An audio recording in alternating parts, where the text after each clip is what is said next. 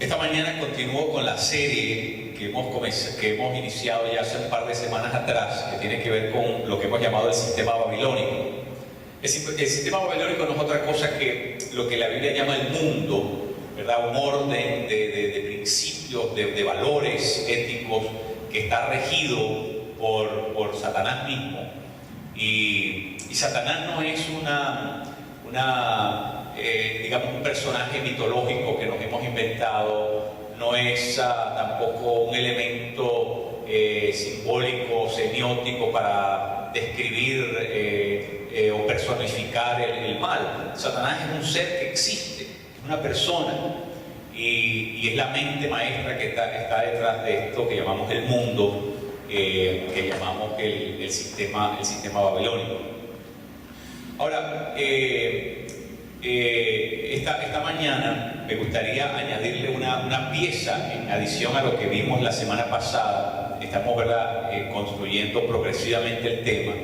Y quiero comenzar por decirles que eso que llamamos el sistema babilónico es importante entenderlo, porque es la primera vez en las Escrituras, en el capítulo 11 de Génesis, cuando se habla del sistema babilónico instaurado por Nimrod.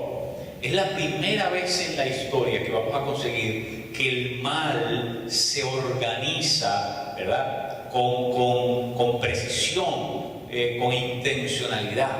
O sea, este no es el mal que aparece casualmente, de forma aislada, no. Esto es el mal organizado como un sistema.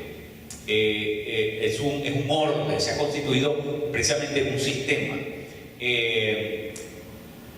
No es lo mismo robar porque la persona tiene hambre que lo que se llama la delincuencia organizada, ¿verdad? El que roba porque tiene hambre es una persona que roba bajo circunstancias muy particulares y de forma puntual, ¿verdad? Pero el que se organiza, la persona que vive del mal, entonces a ese es el que llamamos la delincuencia organizada. Pero para que ustedes tengan una idea, cuando hablamos del sistema babilónico, estamos hablando de un orden que se ha organizado para perpetuar el mal, para diseminarlo, para promoverlo en toda la extensión de la palabra. Así que por eso es que Babilonia como sistema, el mundo, ¿verdad?, es decir, la cultura del mal infiltrada dentro de la cultura humana, es tan nocivo, tan peligroso, y por eso es que lo estamos estudiando, para comprenderlo, analizarlo y buscar obviamente cómo podemos prepararnos para resistirlo y para atacarlo y para vencerlo. Bueno, muy bien.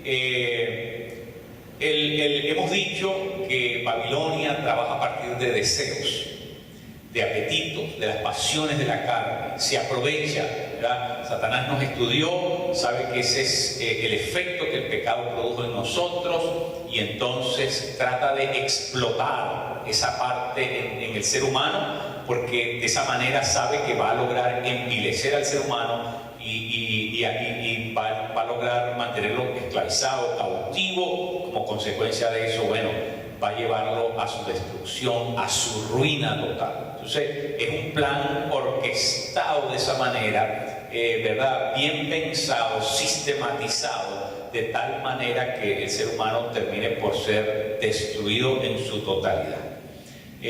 Así que el mal va a tratar de siempre, va a tratar de manipularnos, nuestras emociones, nuestros sentimientos, nuestra mente, va a tratar de seducirnos, de cautivarnos, de atraparnos de alguna manera para poder, ¿verdad?, lograr su cometido de destrucción. Ahora nosotros por eso tenemos que ser gente muy atenta. La Escritura dice que Dios no nos ha dado, ¿verdad?, el espíritu, dice, no nos ha dado el espíritu del mundo, sino dice que nos ha dado el espíritu que proviene de Dios, para que sepamos las cosas que Dios ha provisto para nosotros. ¿Qué quiere decir eso? Que el espíritu que viene de Dios no nos deja en bancarrota, sino que al contrario nos da, porque nos anuncia lo que Dios nos ha dado, en tanto que ahora somos sus hijos. Y entonces esto quiere decir que forma en nosotros identidad y nos hace conocer los recursos que tenemos a nuestra disposición para que podamos, ¿verdad?, tomar ventaja de ellos y podamos en esa manera enfrentarnos a esa fuerza contraria, esa fuerza de resistencia que es el reino del mal, que vivimos en esos dos reinos antagónicos, y nosotros hemos determinado vivir en el reino del bien, y por lo tanto es inevitable la confrontación con ese sistema que nos hace resistencia. Ahora, nosotros, ¿verdad?, en la Biblia tenemos un ejemplo que esta mañana me gustaría utilizar, porque lo que hemos visto es que hay dos reinos, y estos reinos no se pueden reconciliar, están enconados, están enfrentados, y la guerra es a muerte. Eso fue lo que vimos la semana pasada. Esta semana tenemos que añadirle un pedacito a eso. No solamente es que estos reinos, ¿verdad?, funcionan de esa manera, sino que estos reinos, en ambos casos, buscan una expresión en la tierra. Entonces, el reino del mal, ¿cómo consigue una expresión en la tierra? No consigue esa expresión poseyendo demoníacamente a todos los seres humanos, ¿verdad? Eso no lo puede hacer así. Entonces, ¿cómo lo hace? Crea una cultura del mal. La cultura del mal es algo que existe, la cultura es inherente al ser humano, donde hay un conglomerado humano, hay una cultura, ¿verdad? Una cultura es eso que se llama un ethos cultural. Una cultura es de alguna manera los principios, los valores, los estilos de vida, los hábitos, todo eso que forma parte de la idiosincrasia del diario vivir, y que es algo que además se transfiere, se pasa, es algo que tiene una capacidad de ser transferido, ¿verdad? Entonces arrastramos con esa cultura. Ahora, el ser humano no puede existir sin cultura. El ser humano no solamente tiene una cultura, el ser humano es una cultura, así que no se puede desaforar, disectar y sacarle la cultura. No, es imposible. Nosotros tenemos la cultura y Satanás sabe eso también. Y entonces, para tenernos más esclavizados y para ser más efectivos, fíjense lo macabro que es esto, ¿no?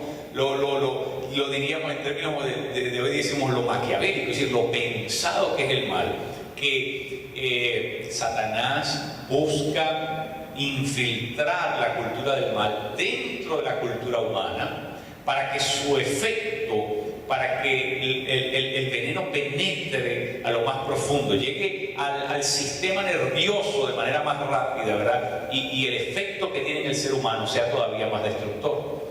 Entonces, por eso Satanás busca atacar la cultura humana. Miren, la cultura es como la sangre, ¿verdad? Permea la sangre, irriga todo el cuerpo. Bueno, la cultura nos afecta a todos por igual, porque todos estamos inmersos, vivimos dentro de esa cultura. La cultura no se ve, la cultura no se puede ver, pero la cultura es de alguna manera donde el estuario, el ecosistema, el medio ambiente de un conjunto, de un conglomerado humano. Así que Satanás comienza a envenenar, a intoxicar esa agua donde estamos inmersos, y por supuesto, como tenemos contacto directo con todo eso, eso comienza a calar en el ser humano. Satanás sabe cómo funciona la cultura, sabe lo que produce la cultura y sabe que nosotros no podemos vivir ajenos a ella. Y por lo tanto, ¿qué es lo que hace? Trata de infiltrarse a ese nivel. Ahora, en las Escrituras, nosotros vemos que Dios, ¿verdad?, interviene y hace algo en contra de ese mismo sistema. No es casualidad que en el mismo capítulo 11 del libro de Génesis nosotros encontremos la Torre de Babel y al mismo tiempo la genealogía de Abraham. No es casualidad. ¿Por qué? No es casualidad porque Nimrod y su proyecto babilónico era de alguna manera el lanzamiento, ¿verdad?, de esta cultura del mal, este sistema organizado para promover el mal.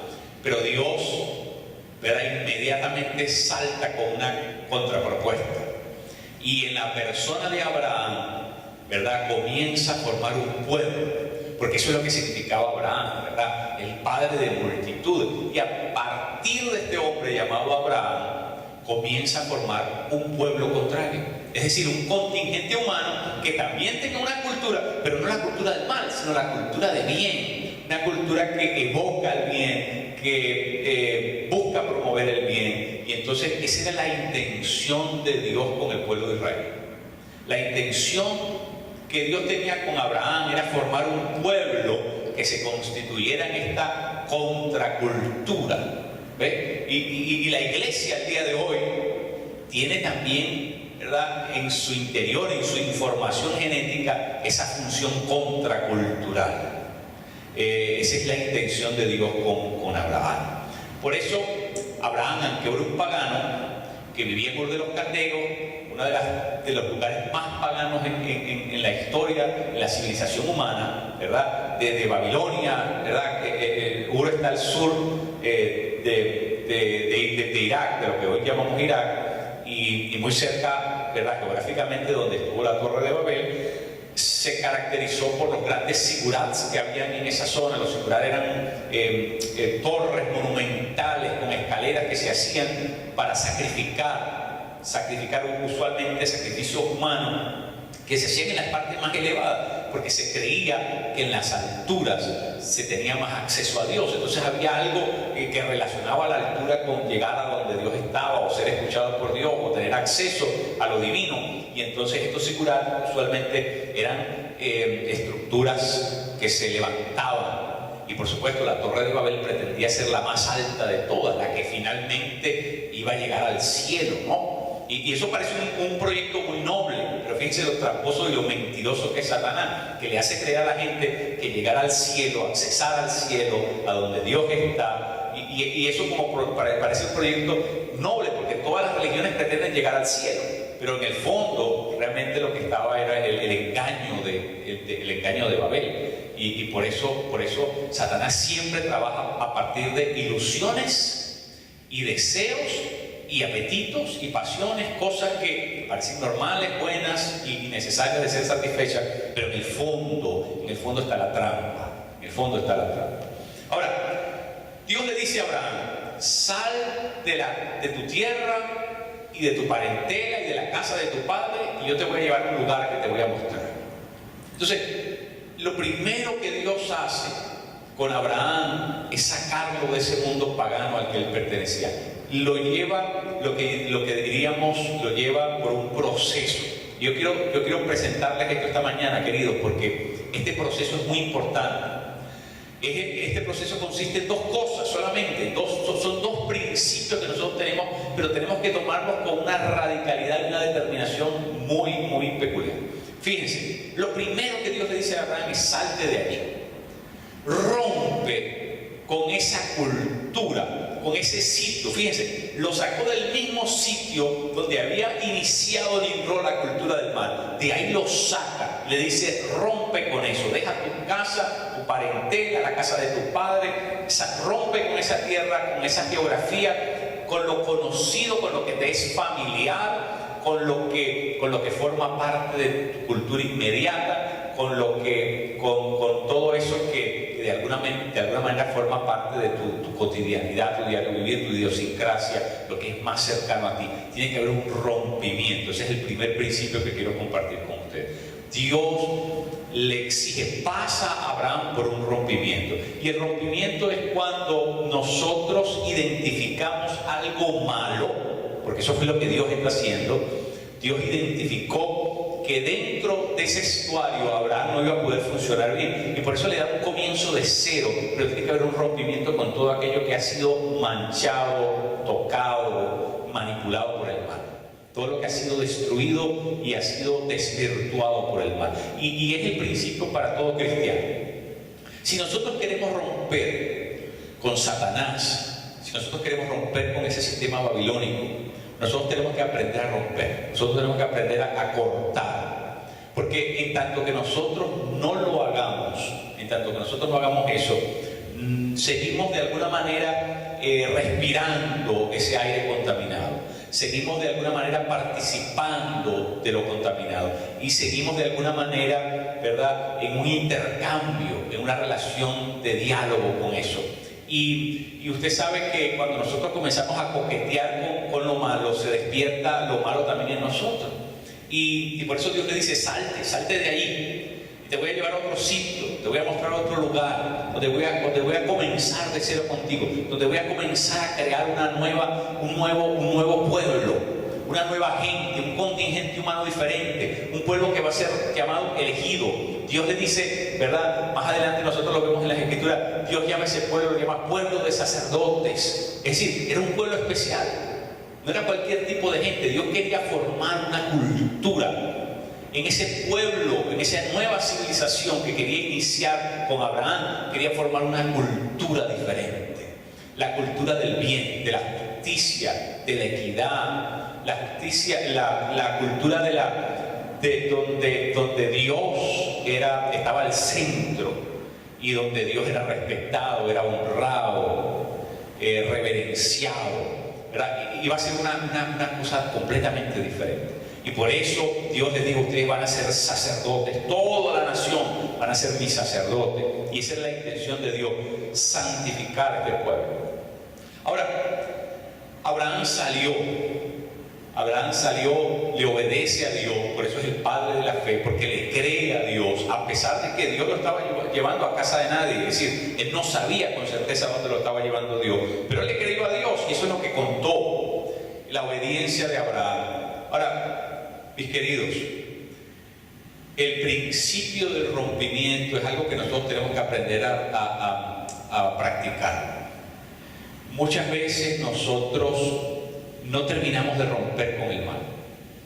Y mientras nosotros no aprendamos a romper completamente con el mal siempre se va a avivar, se va a engrandecer, se va a fortalecer, va a agarrar fuerza en nuestra vida y va a terminar de nuevo dándonos una zancadilla y vamos a terminar de nuevo en el suelo y vamos a seguir masticando el polvo. ¿Por qué? Porque tiene que haber rompimiento. Tiene que haber un rompimiento total y definitivo. Hay momentos en que tenemos que ser radicalizados. Con el mal tenemos que radicalizarnos. ¿Por qué? Porque el mal es una fuerza activa, nunca se queda del mismo tamaño. Nunca se queda del mismo tamaño. Siempre va a crecer, va a ganar fuerza y se va de nuevo a agitar y se va de nuevo a virar contra nosotros y va a tratar de aplastarnos. Porque eso es algo que caracteriza el mal. Nunca se queda del mismo tamaño. Así que cuando nosotros sabemos que algo no viene de Dios, no tiene su origen en Dios, cuando sabemos que algo nosotros discernimos en el Espíritu que es algo del mal, que no trae una buena intención, que no tiene no proviene, lo sabemos porque en el Espíritu, usted tiene que aprender a cortar con eso. No siga ni siquiera oyendo eso.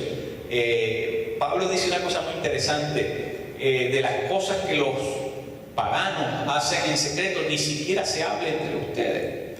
En otras palabras, tenemos que aprender a cortar, porque si nosotros seguimos oyendo la basura de la gente y seguimos exponiéndonos a lo que no conviene, a lo que no debemos estar escuchando, a lo que no debemos estar viendo, a los malos ejemplos, a la vida, ¿verdad? Sin temor a Dios como vive la gente, y eso es en lo que nos seguimos moviendo. Bueno, la consecuencia de eso es que si no aprendemos a cortar, ¿sabe que eso se incrementa? Puede ser que por un tiempo se apacigüe, se mantenga en un estado latente, pero sabe que si usted lo tolera y lo deja allí, eso vuelve para atrás, eso regresa.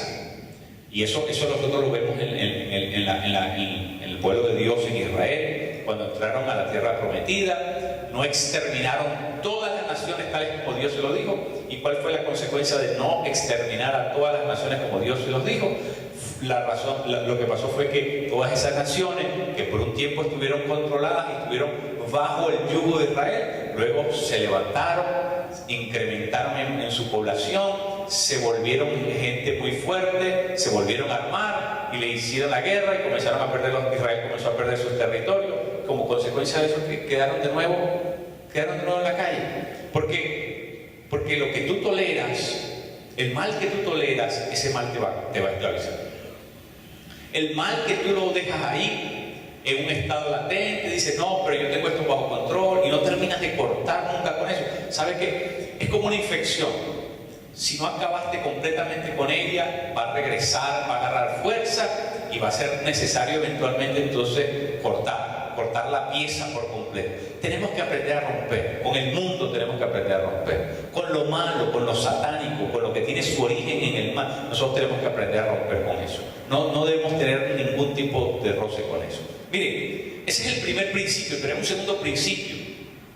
Y es el principio de la consagración. El primero es el principio del rompimiento. Sacar el mal de nuestro entorno. Romper con los anatemas. Romper con todo aquello que Satanás, a través de lo cual Satanás quiere intoxicar. Romper con eso. Pero lo segundo es el principio de la consagración. Cuando Abraham llegó a todos los sitios donde Abraham llegó, lo primero que hizo fue establecer un altar. Eso es una cosa, no es casualidad. Donde Abraham iba, establecía un altar para Dios, para Yahvé. Le ofrecía algo en sacrificio allí y declaraba aquel sitio como un lugar santo. Y declaraba el sitio donde él se iba a establecer como un lugar santo. En otras palabras, consagraba su vida, su territorio, su casa, todo lo que iba a hacer, se lo consagraba a Dios, se lo dedicaba a Dios. Entonces, eso es algo importantísimo. Cuando Abraham llega a Siquem, eso es lo primero que hace. Génesis 12:7. Cuando llega a Betel, exactamente lo mismo. Génesis 12:8, 7, Génesis 12, 8 y 12. Y luego cuando llega a Hebrón, lo mismo. Génesis 13, en el capítulo 13 de Génesis, verso 17. O sea, Abraham dedica altares a Dios, pero esos altares es como clavar bandera en medio de un terreno y decir, esto es propiedad de Dios. Eso es lo que Abraham hace, clava una bandera. Con ese altar él está fincando ese sitio diciendo, esto le pertenece a Dios, junto con mi vida, todo esto es de Dios. No le pertenece a más nadie, no le pertenece a ningún dios pagano que esté en este territorio, no le pertenece a la cultura a la que estoy entrando, en la que estoy penetrando, no le pertenece a nadie más, le pertenece solamente a Dios. Eso es lo que Abraham hace, es marcar el terreno. Hay que limpiar el terreno, pero también hay que marcar el terreno. Tenemos que practicar estos dos principios con el mundo, con la maldad. Nosotros tenemos que aprender a practicar estos dos principios. El principio de romper total y absolutamente con el mal. No negociar, no transar con el mal. Nosotros tenemos solamente que cortar. El mal no se puede reciclar, mi querido. Por eso con el mal nosotros no podemos tener vuelta de hoja. Nosotros no podemos tener ningún diálogo, ningún tipo de conversación. Porque es que el mal no se puede reciclar. Lo único que se puede hacer con el mal es destruirlo, matarlo. Por eso es que cuando Dios quiso acabar con el mal, tuvo que matar a su propio hijo, porque el hijo llevaba sobre sí el pecado de la humanidad. Matando al hijo moría el pecado. Y eso fue lo que Jesús tuvo que hacer, porque no hay otra cosa que hacer con el pecado. Con el pecado tienes que radicalizarte, tienes que decir no. Si lo dejas dentro de tu casa, hoy va a estar en la sala, pero mañana va a estar en la sala y en la cocina. Y si lo dejas un día más, va a estar en la sala, en la cocina y en el cuarto principal. Y así se va a meter y va a gobernarte la casa. Porque en el momento que tú le das espacio al mal, va a crecer, va a aumentar, se va a desarrollar. Nosotros tenemos que ser gente muy radical. Tenemos que aprender a cortar. ¿Por qué la Escritura dice que es mejor entrar en el reino de los cielos sin un ojo que con los dos ojos ir al infierno? Bueno, porque lo que está tratando de decirnos es que tenemos que aprender a cortar. Cuando es necesario cortar, es necesario cortar. Ahora, no estoy diciéndole que se saque el ojo, ni que se quede tuerto, ni que se quede... Esa no es la idea. La idea es aprender a cortar en lo espiritual. Es que si algo te hace proclive te tienes que aprender a cortar. Pablo le dice a Timoteo, huye de los deseos juveniles. No le dice enfréntate a los deseos juveniles y vence los deseos. No, le dice huye, o sea, sal a correr. Hay un momento que tenemos que cortar. Hay un momento que tenemos que cortar. No te puedes sentar a dialogar y ver cuál es la psicología del mal y replantear. No puedes, no hay momento. Hay momentos que la única cosa que podemos hacer es correr fuera de ese lugar. Por eso esta serie comenzó en Apocalipsis capítulo 18, donde Dios le dice a su pueblo: ya, llegó el momento de que salgan de Babilonia, echen a correr, porque, ¿verdad?, es el momento en que eso es necesario, es lo que toca, es lo que Dios espera que nosotros hagamos. Entonces hemos hablado de dos cosas. Si nosotros no rompemos y nosotros no practicamos la consagración, lo que va a pasar son dos cosas. Dos cosas que las podemos ver bíblicamente. Una en Lot. Lot salió de Ur de los Caldeos con su tío Abraham, ¿verdad? Él salió igual y fue detrás de la voz de Dios. ¿Y qué pasó? Bueno, llegó un momento, una encrucijada en la vida de estos dos hombres, y ellos deciden ir por dos caminos diferentes. Y no tiene nada que ver que Abraham se fue por el camino correcto, porque el asunto no estaba en la geografía o el lugar que cogió Abraham, no tenía nada que ver con eso. Tenía que ver, fíjense por qué, tenía que ver con lo que estaba dentro de él, con la convicción que había dentro de este hombre. Abraham le dice: escoge tú dónde quieres ir. Si tú vas para allá, yo me voy para otro lado. Si tú te vienes para acá, yo me voy para aquel. Es decir, para mí es indiferente. Lo que Abraham le está diciendo es irrelevante donde te vayas. Y él escogió irse hacia un lugar, Abraham se fue hacia el otro. Pero cuando usted lee la historia de Lot, se consigue con que Lot, moviendo su campamento poco a poco en la dirección contraria, terminó metido en Sodoma y Gomorra, que son dos lugares, ¿verdad?, malfamados que nosotros vemos en las Escrituras. Uno de los lugares más perversos que representan precisamente esa cultura de la perdición, de la contaminación y de la decadencia humana. Y entonces, ¿qué pasó en ese sitio? Bueno, Lot se conformó, tomó la forma de esa ciudad. La semana que viene vamos a hablar de Romanos, en el capítulo 12, donde la Escritura dice: no se conformen a esta era, a esta realidad presente. Para conformarse a algo, lo único que hay que hacer es no hacer nada. En cambio, Dios dice: no se conformen a este siglo, sino sean transformados mediante la renovación del entendimiento. Para ser transformados sí hay que hacer algo, pero para ser conformados no hay que hacer nada.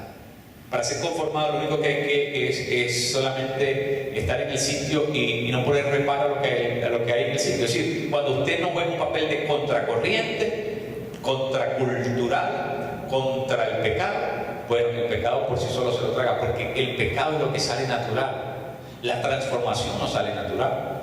La transformación es algo que tiene que hacer Dios sobrenaturalmente en nosotros, y para lo cual tenemos que romper y consagrar. Pero bueno, de eso vamos a hablar la semana que viene. Pero mire, si usted no rompe y se consagra, le pasa lo que le pasó a Lot. ¿Cuál fue el problema de Lot? El problema de Lot es que él había salido de Ur de los Caldeos, pero no había roto.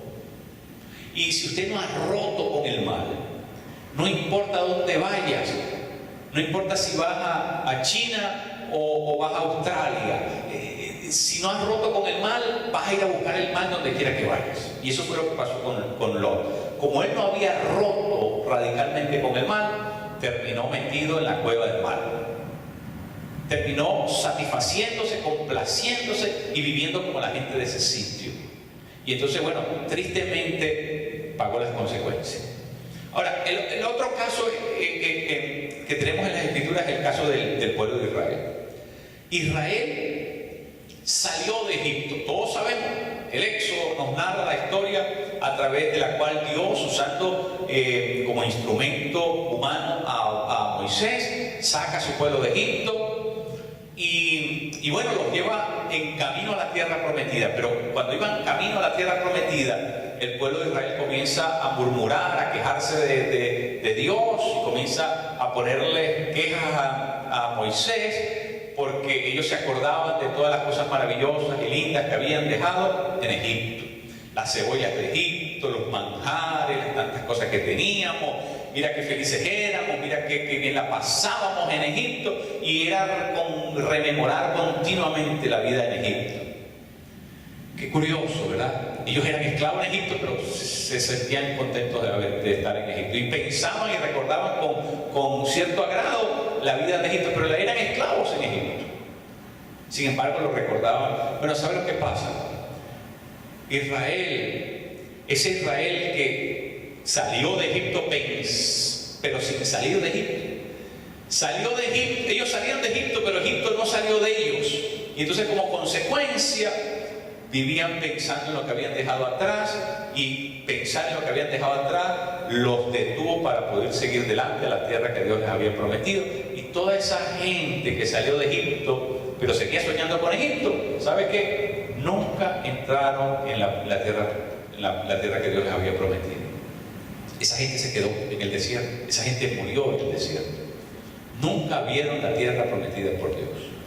Ahora, ¿habían salido de Egipto? ¿Sí o no? Claro, habían salido de Egipto. Dios los había bautizado bajo la nube, dice 1 Corintios capítulo 10. Dios los había hecho su pueblo, los había escogido para Él, tenía grandes planes, grandes propósitos. Pero ¿sabe qué? Habían salido de Egipto, mas Egipto no había salido de ellos. Y eso es lo que muchas veces nos pasa con nosotros los cristianos. Estamos en la iglesia y queremos las cosas de Dios, queremos la tierra prometida de Dios, queremos vivir para Dios, pero sabes que no terminamos de romper. Y mientras no terminamos de romper, estamos en la iglesia el domingo, pero el resto de la semana la pasamos en Egipto. O la pasamos pensando en Egipto, o codiciándolo de Egipto, o deseándolo de Egipto, y como consecuencia, ni estamos allá, ni estamos aquí, y crecemos allá, y crecemos aquí, y nuestra vida espiritual se comienza a pasmar, se comienza a detener, se comienza a desacelerar. ¿Por qué? Porque no hemos roto, mire, si no, lo único que nosotros podemos tener por el pecado es desprecio. Hasta que no llegue un punto, ¿sabe que usted no cambia en su vida? Hasta que usted no se siente asqueroso del pecado, hasta que usted no crea en usted una repulsión al pecado, usted no termina de romper con eso. O sea, tiene que haber una animadversión al mal para poder finalmente querer salir, romper de eso. Si no, si usted sigue complacido con eso, si usted sigue, mire, los demonios que usted no quiere que se vayan, no se van a ir. Y entonces, ¿qué pasa? La casa se te queda llena de demonios, porque si nosotros no aprendemos a radicalizarnos, a romper y a decir no, eso es del mal, eso tiene su origen en Satanás, ¿sabe qué? Nosotros nos convertimos en una sucursal del sistema babilónico. ¿Por qué? Porque la Escritura dice que el sistema babilónico es guarida de demonios, es la madriguera de los demonios.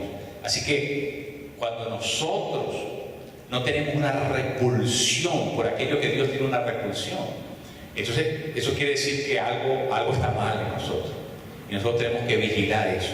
Por eso, mis queridos, es que este sistema es tan peligroso, porque este sistema nos trabaja, nos trata de minar, de socavar los deseos mismos, los pensamientos, los apetitos, se aprovecha, se beneficia de lo que somos, de nuestra constitución humana, y trata de tomar ventaja para destruirlo. Pero bueno, yo quiero dejar esto con ustedes esta mañana, que ustedes mediten sobre este asunto. Los dos principios, el principio de romper y el principio de consagrar. No basta con romper, tampoco basta con romper, hay que romper, pero al rompimiento hay que añadirle consagración. Porque no basta que tú saques el mal de tu vida, tienes que sacar el mal y tienes que llenarte del bien, tienes que regocijarte en el bien, ¿verdad? Y tienes que vivir inmerso en la cultura del bien. ¿Por qué? Porque no es solamente romper con el mal, es que Dios quiere que además de romper con el mal, nosotros seamos vehículos del bien, elementos del bien, agentes del bien. Entonces no solamente que nos oponemos al mal, es que funcionamos, operamos en el bien. Entonces, rompimiento y consagración, rompimiento y consagración. Esos son los dos principios con los cuales Dios comienza a trabajar en la vida de Abraham para formar este nuevo pueblo. Y si nosotros queremos ser ese pueblo hoy, la iglesia de Cristo en la tierra, nosotros tenemos que funcionar de la misma manera. Tenemos que aprender a romper, tenemos que aprender a consagrarnos a Dios. La iglesia necesita volver a la consagración. Porque Dios viene por una iglesia sin mancha y sin arruga. ¿Eso qué quiere decir? Que no es cualquier cosa que Dios quiere. Cuando la Escritura dice que Él quiere una iglesia sin mancha ni arruga, es decir, una iglesia virginal, una iglesia pura, es una iglesia que se ha guardado para Él, que se ha preservado para Él, que no solamente ha roto con el mal, sino que se ha consagrado a Él. Es decir, que vive exclusivamente para servir, para honrar a Dios. Y eso es lo que Dios está pidiendo de nosotros. Que nosotros, en medio de esta sociedad en la que nos ha tocado vivir, en medio de esta sociedad difícil, pecaminosa, esta sociedad seductora, con sus ilusiones, con sus artilugios, ¿verdad? Que nos rodean, que tratan de captar nuestra atención, nosotros aprendamos a poner nuestra mirada en el Señor, aprendamos a decirle no al mal y aprendamos a consagrarnos. Consagrarnos significa ser del uso exclusivo de Él, de Dios. Eso es lo que significa que nos consagremos, que seamos para el uso exclusivo de Dios. Dios no quiere compartir tu vida con nadie. Dios no quiere compartir tu vida con ningún demonio, ni con ningún pensamiento, ¿verdad? Tenebroso, ni con ninguna actitud equivocada, ni con ninguna conducta licenciosa, desaprobada por... No, Dios quiere que nosotros vivamos de la manera como Él lo desea. Termino con esto. Levíticos, en el capítulo 18, verso 3, Dios les da un consejo a Israel impresionante. Búsquenlo en la Biblia y subrayen, porque tiene que ver directamente con lo que estamos hablando hoy. Dios le dice a Israel: de lo que tú viste en Egipto y de lo que vas a ver en Canaán, de eso nada. No practiques nada de lo que viste en Egipto, ni practiques nada de lo que vas a ver en Canaán. Nosotros tenemos que entender que Dios no quiere que nosotros reproduzcamos la cultura pagana de la sociedad en la que nosotros vivimos. Dios quiere que nosotros nos apartemos de todo ese tipo de conducta. Esa conducta es para quien no conoce a Dios, pero uno que conoce a Dios no puede vivir de la misma manera. Por eso la Escritura dice: si alguien llamándose creyente todavía practica esto y mal, y practica las cosas que son perversas, con ese ni siquiera se junten, dice la Escritura. ¿Por qué? Porque se supone que un cristiano tenga un cambio en su conducta, tenga un cambio en su forma de vivir, se organice diferente, su ética, su moralidad sea diferente. Y bueno, eso es exactamente lo que Dios está esperando de nosotros, la iglesia de Cristo. Entonces, Levíticos 18:3, de lo que vieron en Egipto y de lo que van a ver en Canaán, de eso nada. No practiquen nada de lo que vieron y de lo que van a ver. Entonces, nosotros tenemos que entender que nosotros estamos pasando por medio de una cultura que practica cosas que a Dios no le gustan, y lo mismo que Dios le dijo ayer a Israel nos lo dice a nosotros hoy. De lo que ustedes ven y de lo que van a ver en la cultura en la que están inmersos, de eso no practiquen nada. Que el Señor les bendiga poderosamente, mis queridos.